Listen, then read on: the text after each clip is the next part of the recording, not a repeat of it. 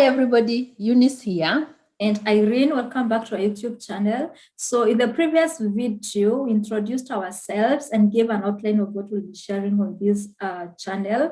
And by now, you know that we live away from home. So today, and actually the rest of the month, we'll be sharing with you how we actually found ourselves abroad and how our experiences have been so far. Yes, so for me, the first time I moved out of Kenya or I traveled out of Kenya was in 2015, where I went to Uganda, Kampala. One of my colleagues had a wedding. So we had a road trip to Kampala and through Malaba. So that was the only time I ever traveled outside Kenya before coming to Europe. Apart from moving, traveling to Uganda that year, 2015, before I had no ambitions or plans to move abroad, either for studies or work. So my plans were just having my bachelor's degree, have a career, get a boyfriend or a husband, have a family, and settle down. That's all I had in my plans. So my case is similar to yours because I had never thought about moving abroad. I didn't even think it was possible. So my plan was finish my bachelor's degree, get a job, probably do a master's. I already had a boyfriend, so maybe get married and settle down. Yeah, so simple. So what motivated you to start looking for opportunities abroad? After my bachelor's, I wasn't fortunate to get a job immediately. I'm the kind of people who didn't look for jobs because they thought their parents had connections. Yeah. So whatever connections I was relying on didn't work. And the one that worked wasn't a job, it was an internship. So I went for this internship in March 2015. Like I graduated in December 2014, and then I went for this internship in March 2015. And when I got there, there was this guy who got employed like 2 weeks after I had reported. And he had done his master's in the Netherlands, actually at ITC, same course as what I ended up doing. And I remember the first day that we met and I introduced myself, he was like, you should apply for a scholarship and do master's abroad. And for me, actually, I was kind of hesitant at first. I'm like, I'm going to start my master's here in Kenya probably before the end of the year. So it's fine for me. But he insisted. So he told me that I could start my master's in Kenya the same year, 2015, and someone else even starts their master's in 2016 in the Netherlands or abroad, but they finishes before me because, Kenya systems are kind of slow. So the reason why he was explaining this is because by the time we met in March, the applications for that year, for admission that year, had already closed. So he was telling me to apply now for the next year. So you can imagine you're in March 2015 and someone is telling you to apply for a scholarship for a program that will start in September 2016. So it seemed too far for me. So yeah, I just kind of blushed it off. But I always call him my destiny connector because he badged me and he kept asking me about it until I was like, okay, I'll give it a try so that you just leave me alone. And I had been promised, okay, this according to my dad, had been promised in that institution that after the internship, which was 6 months, they would absorb me. But the 6 months ended, but I wasn't absorbed. And actually, they kind of ended my internship and said that if I plan to continue, then I'll not get even any allowance. So I'll be on my own. So I did internship for another 6 months, unpaid, and my parents were catering for everything. And I think this is the moment that opened my mind. Like I was like, now I need to start applying for jobs. And I remember even writing applying. I went to Warma head office and submitted my application letter. That's my first job application that I did on myself without my parents. And I started the process of applying the scholarships there in. So my situation is almost like yours, but also different. I can say I have three things that motivated me to start looking for opportunities abroad. And the first one was one of the professors from the University of Nairobi, whereby I did my bachelor's. Mm-hmm.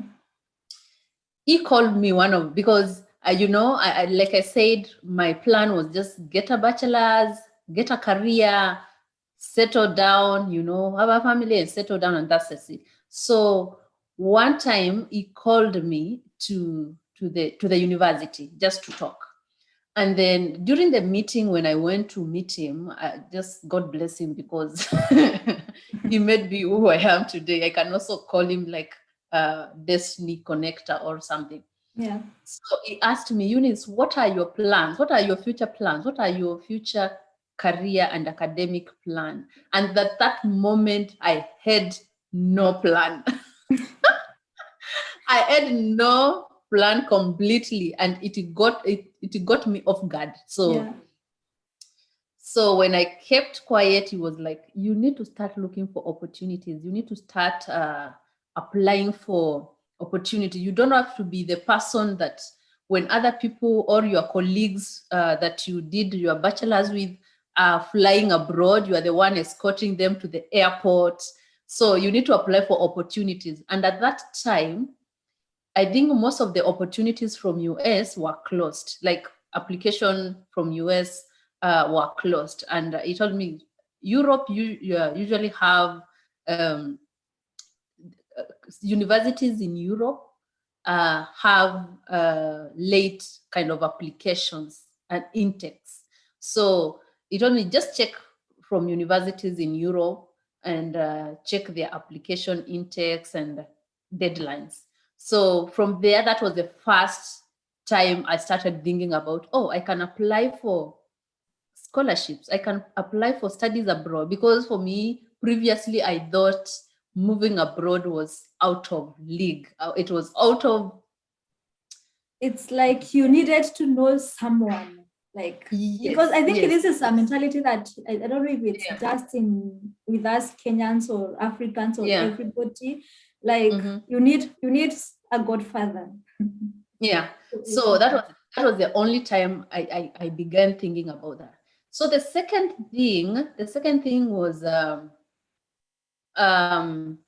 during in my farm, in my consulting farm that I used to work in 20, I think it's either 2016 February. Mm-hmm. I can't remember. I think it's 2016 February, because that is the time ITC was open for application, right? February. 2016 February. Mm-hmm. Yeah, it was almost closing actually.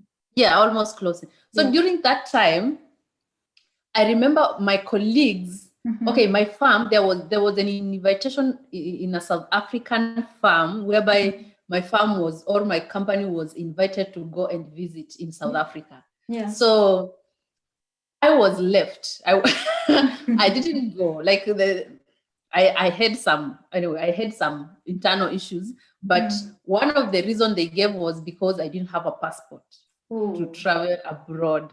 So that thing really hit me so hard, and I was like, now is an opportunity to apply for opportunities abroad, so that I take myself. I don't need a company to take me abroad. Yeah. So that nudged me to start applying. Actually, when people went to the South Africa, that is the week that I applied for that passport. Mm-hmm. And I used the passport to apply for my scholarships. Mm-hmm. So that was the second thing. Yeah. And the third and most important thing was also, at this time, I was on my second year in this consulting firm, and I was feeling like I was not advancing career-wise, and I really wanted to move on. I really wanted to, I was looking for exit strategy. Yeah. So the only exit strategy was either I get a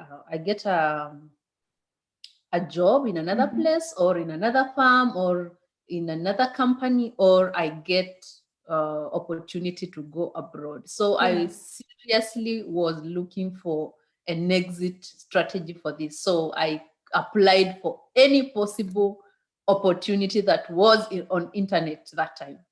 Now that we've finished talking about what motivated us to start thinking about moving abroad or applying for opportunities abroad, I think it's important to also share what are our strategies that we put in place, or how did we go about it.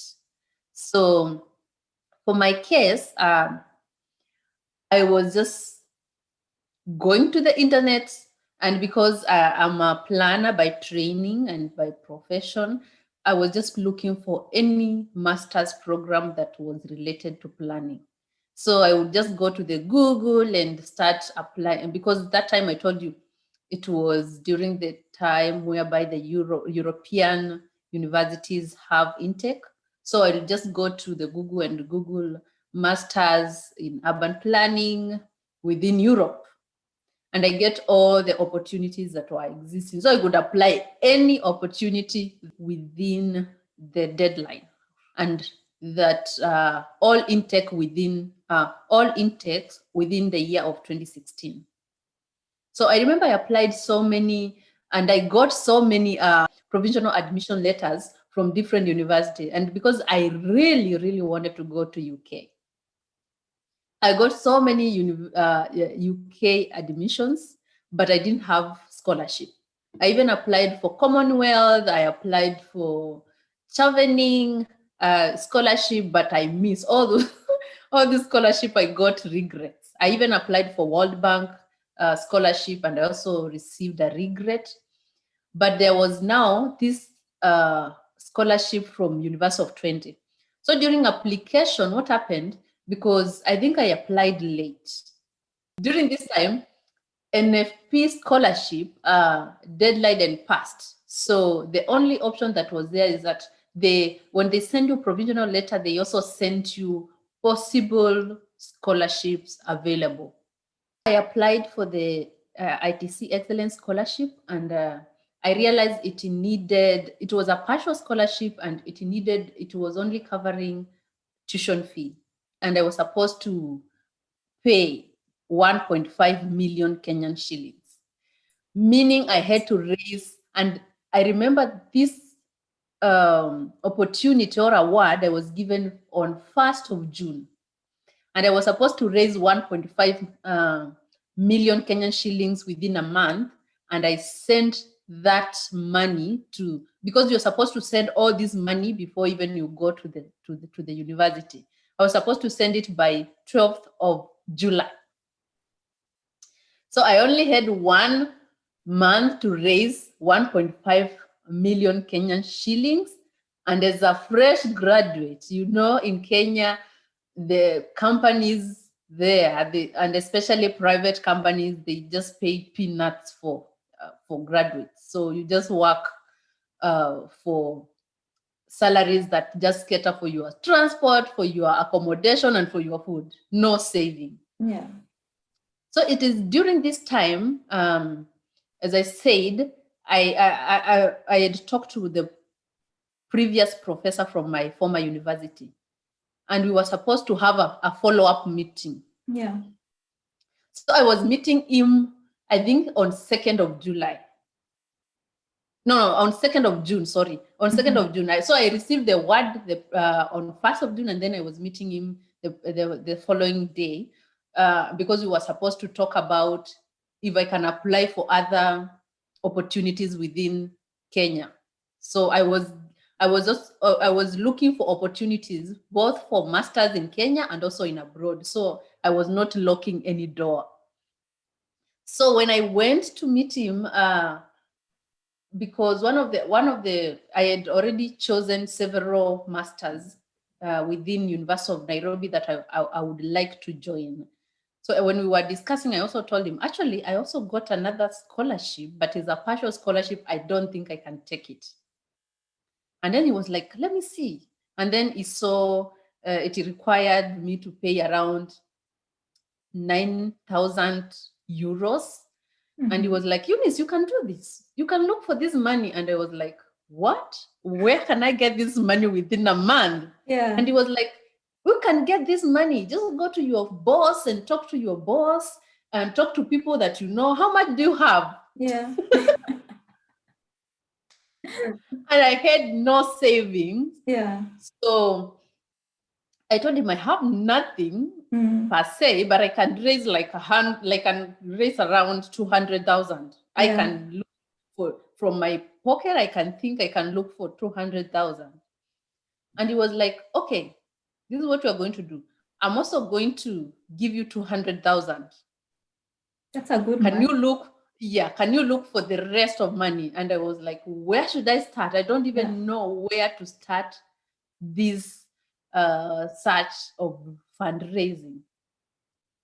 And with the discussion, I just started calling my friends. Anyway, I think most of my friends will, if you ever see this video, calling my friends, telling them that I got this scholarship that requires me to pay some amount of money, and I would request them to chip in and, help me raise the 1.5 million Kenyan shillings. And I had several people who pledged to help me because, also another thing I had was I didn't want to get people's money and then I'm not able to raise all the money.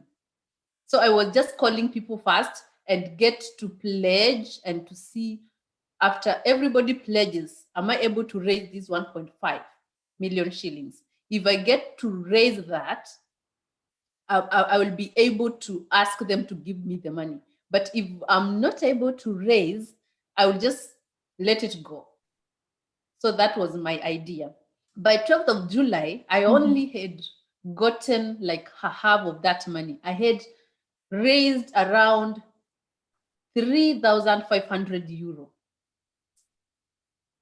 And then the university emailed me that day. And then I just emailed them back and I emailed them back and told them, you know what?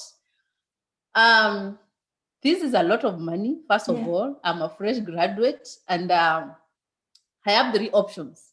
The first option is you give me an opportunity to come and do the master's with this amount of money. I raised 3,500. The second option, you either give me a defer that I look for the rest of the money and I join the master's next year. And the third option, what was the third option? I can't remember the third option, but I gave them the options that I had. And one thing I really appreciate about the university, they were really quick to respond. Yeah. So they responded and they told me, Eunice, your options are good, but cannot work for us because, first of all, we don't defer the scholarship. Yeah. So the only option we have is we extend the deadline for you till August. So first of all, we extend the deadline. You get her half of the money because her half was not 3,500. Her half was around 4,000 and some amount on top. So we give you up to August. You raise a half of that amount you're supposed to pay, and then the other half you can pay after 9 months. Wow. So that was the best option they had. They offered me, and then I took that option. But the catch was I needed to have a guarantor that if I'm not able to raise this amount of money by 9 months, the guarantor will pay the money. So I go back to the professor. I can say this professor is really is like a father.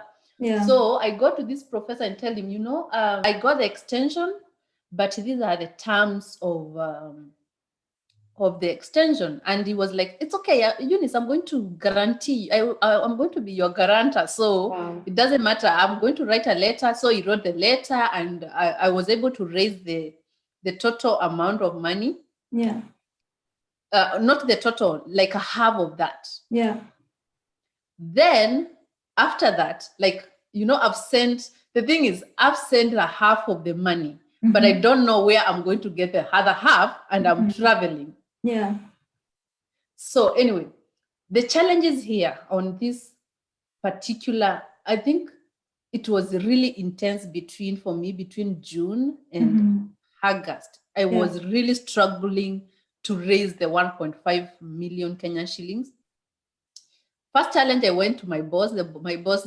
My current boss told me, Eunice, you can just decide to do masters here from Kenya, and then you work as you do your masters. So from there, which side he is in. So that's what he told me. Then the other friends, I had several friends who pledged, but when I called them back, they didn't they didn't receive my calls. Yeah. So I was really now looking for the other half, the other 4,000 euros, which is around like 500,000 Kenyan shillings. Yeah. And also this required also for me to look for my traveling air ticket to and from Kenya, because my scholarship didn't fund for that. So during this time that I'm struggling to raise this money, I also was in contact with one of the lecturers, a lecturer that was in leave when I was doing my bachelor's degree, but she was also from my region. So what she did, what I did, because that time I told you I was applying for any exit strategy. Yeah. So I was talking to her, trying to know whether there are any opportunities out because she was working in the, know whether there is any opportunity within Commission of Land. And then when we were talking one of the days, I told her, actually, I got a partial scholarship to go and pursue my master's in the Netherlands. And then she was like, that's a very good opportunity. Please don't let that go. So I told her, anyway, I had an issue with my funding, because I needed to get some money to send to the university before I go. And she was like, what do you need? And all that. I told her I need fare, I need sustenance money. And then she sent me a full air ticket. Like, she asked me, how much is your air ticket? And then I told her, oh, I need like 70 Kenyan shillings. And she told me one day, just come to my office. And then when I went to her office, she handed me an envelope with the amount of my air ticket. Wow. So she paid my air ticket. Yeah. So, and now during that meeting, she told me, actually, there's this organization called Ford Foundation, and they usually fund higher education.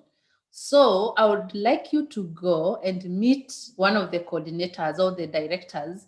We studied together in Netherlands, and just talk to her and tell her your issue, and tell her that you have a scholarship that needs sustenance, because this particular grant from the Ford Foundation was only funding for sustenance money, which is what I needed. So I go to the Ford Foundation and the secretary refuses to get me in. You know the way our Kenyan systems are. Yeah. So yeah, she was like, oh, who do you want to meet? I told her, oh, I'm here to meet Dr. Who is and what is what do you want to meet her about? And I told her it's about scholarship. She told me, we no longer give scholarships here, so there's no way I'm going to let you see her. And I was like, it's okay, if you no longer give scholarship, it's okay, I just like to meet her. Yeah. And then she told me, you have to book appointment then. So I was like, okay, give me the available appointment, and Yeah. she sent me 2 weeks. Yeah. 2 weeks after that day. So I came after the 2 weeks. Mm-hmm. I met the lady, Mm-hmm.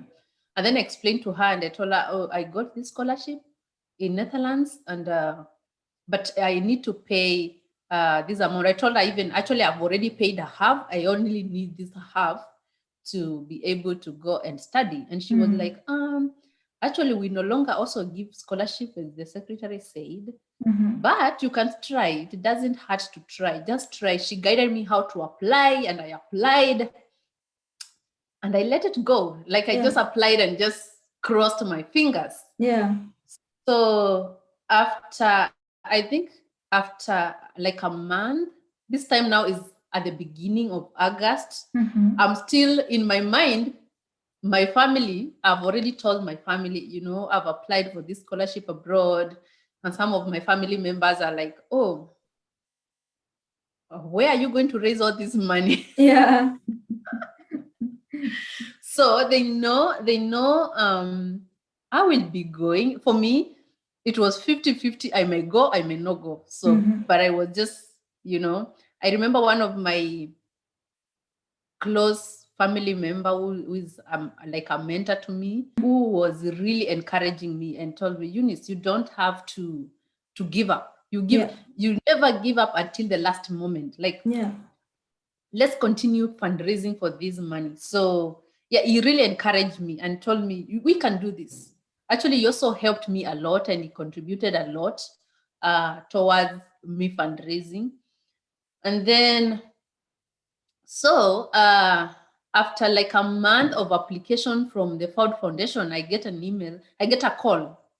It was a new call anyway. It was a new call, so I didn't know whether it was Ford Foundation or not. Yeah. And I was in a matatu going to Ushago, I remember. Yeah. And the matatu was so loud, Kenyan matatu, the Kenyan minibuses, the way they are very loud, they put loud music. And it was this loud Kamba music. Yeah. So I received this call, and then the lady told me, "Eunice, I'm calling from Ford Foundation about an application you made." And then that time we cannot understand each other. Yeah. And then she tells me, "Oh, it seems you are in a very noisy place. Please call me once you get out of that place." Yeah. So she was very understanding. So later when I got home, I called the lady. I called the number, but it was not going through. Yeah. Then I got an email. So the email was saying, "We've received your application, but you've sent it in euro currency, and you want us because Ford Foundation, I think the headquarters are in New York. So we need you to translate that euro currency to USD." Yeah, US dollars. So, and then I asked the lady, "Now, does it mean I've gotten the grant?" And she was like, "No, it's just application. Just change the USD, and then we'll let you know." Yeah. So after I did that, I think within 2 days they responded and they gave me the money. So at that moment, now in August, is when like I was sure. Yeah. Towards the end of August is when I was sure I'm going now. And now is when I started now applying for visa. That time, I remember I was the last in our group.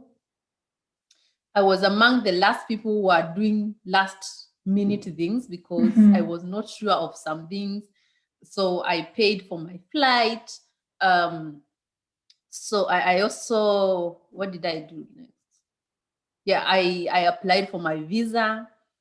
And yeah, I was now sure I'm going and I will not have any financial issue studying abroad.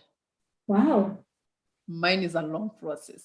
I'm Wow. sorry. That's a very long story. But like before I even share mine, I think I've learned two things from you. One is persistence. And I really admire that because for me, I think I would have given up the moment I saw how much I need to raise. So the fact that, you gave it a try and you persisted and, sought for help, I really admire that. And No, just to interrupt a little bit, it doesn't mean there were no moments actually that I felt like giving up. Many a times actually during that period, like I told you, I used to call my uncle, that mentor. It's called Banners. yeah, If you ever see this, I really appreciate. yeah, So I used to call him and I was like, is it even worth trying? And he's like, Eunice, you know, from the beginning, we never give up in this family. yeah, So, so like we don't give up until the last minute. that was agreed And there. that what it really kept me on check, like not to give up. And also the professor, I didn't want to also fail this professor that really was really willing to help. Yeah, So I think that's also kept me going. yeah, But moments are like the many are moments that I was feeling I don't want to continue with this process. yeah. So the other thing, okay, so it's the persistence. Then the other thing is surrounding yourself with the right people, because they are the ones who are, boosting your morale when you're feeling like giving up. So you are surrounded by at least people who are pushing you towards the right direction. Also about the persistence, the fact that you applied many scholarships, you got rejected, but still you continued applying. The other one that now I think I'm outlining this so that people who are watching, you can, if you didn't pick them out, then pick them out from me. The other one is the fact that if you're not happy with in a certain situation, like, or in a certain environment, you don't have to stick there. Think of the way out and act. Don't just sit there and feel sorry for yourself, because that will not help. You just kill yourself with depression or whatever. So just stay there, but thinking of exit. And you see, like, Eunice is a good example of that. Yeah, I think that time for me, my work environment had really become a toxic. I won't say toxic in a, I don't want to paint the farm badly, but I feel I was like, it was my moment of moving on. Like, I felt like that was enough time that I spent there, and being there anymore was not benefiting me mentally, career wise, and also financially, and also academic wise. So I really, really wanted to come out of that place. And that's the time that I started now talking to different people, applying for opportunities and looking for a way out. Yeah. Yeah. Nice.